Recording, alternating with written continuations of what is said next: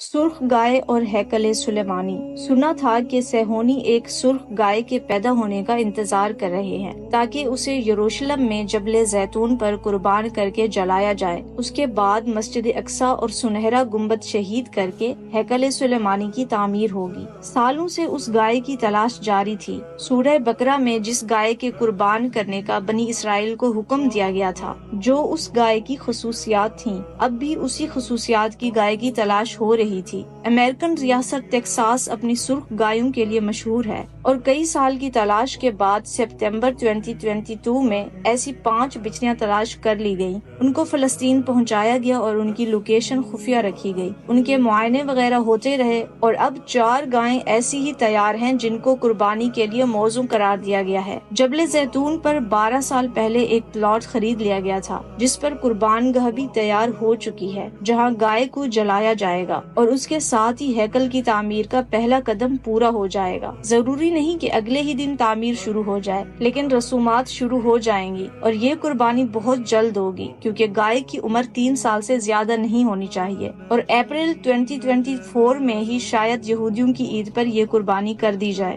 میرا دل چاہ رہا ہے کہ یہ سب جھوٹ ہو، لیکن پچھلے 5 مہینوں میں فلسطینیوں کے ساتھ جو کچھ ہو گیا اور 52 مسلمان ریاستیں سوائے مذمت اور سفارت کاری کے کچھ نہ کر سکیں، جب مسلمانوں سے یہودی پروڈکٹس کا بائیکاٹ تک نہ ہو سکا، معمولی قربانیاں تک نہ دی جا سکیں، جہاد تو بہت دور کی بات ہے، اس کے بعد کچھ بھی ممکن ہے۔ انہوں نے دیکھ لیا ہے کہ مسلمانوں میں کتنا دم خم ہے۔ اب اگر مسجد اقصی شہید بھی کر دی جائے تو زیادہ سے زیادہ شور مچے گا، مذمت ہوگی، جلوس نکلیں گے اور بس۔